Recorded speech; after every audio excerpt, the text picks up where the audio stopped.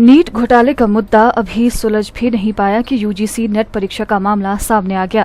गौरतलब है कि दोनों परीक्षाएं नेशनल टेस्टिंग एजेंसी ने आयोजित की है, जिससे अध्ययनरत छात्रों में काफी रोष पैदा हो गया है, जिसको लेकर छात्र संगठन एसएफआई ने आज एनटीए के खिलाफ हिमाचल प्रदेश विश्वविद्यालय में विरोध प्रदर्शन किया। प्रदर्शन के माध्यम से एसएफआई कार्यकर्ताओं ने नेट परीक्षा के संचालन की पारदर्शिता पर उठे सवालों को लेकर मामले की न्यायिक जांच की मांग की।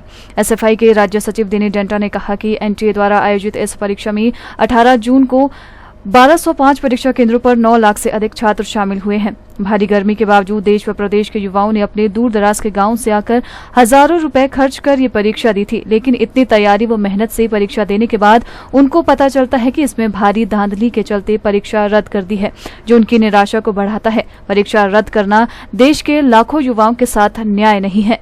एसएफआई हिमाचल प्रदेश राज्य कमेटी पिछले कल रात शिक्षा मंत्रालय भारत सरकार द्वारा 18 जून को आयोजित हुए नेट का जो एग्जाम है उसको रद्द करने की रद्द करने की जो सूचना पिछले कल शिक्षा मंत्रालय द्वारा दी गई, उसकी घोर निंदा करती है। और हमारा मानना है कि एक बेहद शर्मनाक घटना है और बेहद चिंताजनक घटना है।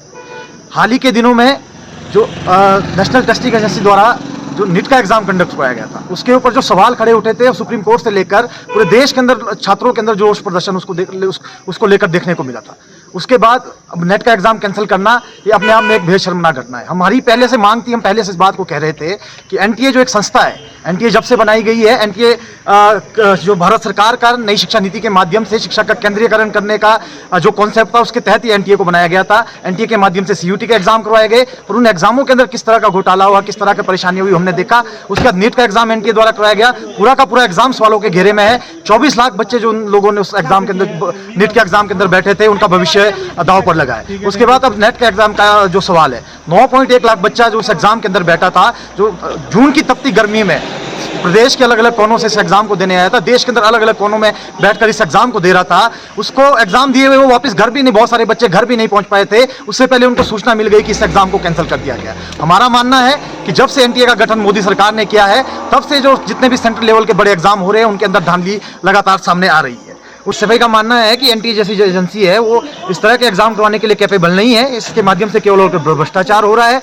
इस एजेंसी के माध्यम से जो आरएसएस और भाजपा का जो भ्रष्टाचार, शैक्षणिक भ्रष्टाचार जिसकी हम बार बार बात करते हैं, वो लगातार बढ़ रहा है। एनटीए उसका एक जरिया बन रहा है। हमने नीट के एग्जाम के अंदर देखा कि गुजरात के अंदर किसी भाजपा नेता के स्कूल के अंदर पूरे देश के जो कुछ टॉपर वहाँ पर बुलाए गए, उनको वहाँ बिठाया गया और वहाँ पर एग्जाम को उनको नकल करवाई गई और एक ही सेंटर से, एक ही स्कूल से जो है बहुत सारे बच्चों को टॉपर निकाला गया। और यहाँ पर हिमाचल प्रदेश के अंदर भी जो है नेट का एग्जाम एनटीए द्वारा करवाया गया। इसके अंदर जितने भी केंद्र थे, उन केंद्रों के अंदर जो ऑब्जर्वर के रूप में लोगों को लगाया गया था, उनकी कोई मिनिमम क्वालिफिकेशन नहीं थी, मिनिमम शर्त उनके लिए नहीं थी। मैक्सिमम लोग कौन थे? मैक्सिमम लोग थे आरएसएस, एबीपी और भाजपा से जुड़े हुए लोग। हम कैसे मान सकते हैं कि वो लोग एग्जाम के सेंटर के अंदर किसी तरह का घोटाला नहीं करेंगे, अपने विचार के लोगों को आगे ले जाने के लिए उनको नकल का काम करवाने का काम नहीं करेंगे? हमारा मानना है कि कोई मिनिमम योग्यता तो उसके लिए होनी चाहिए थी।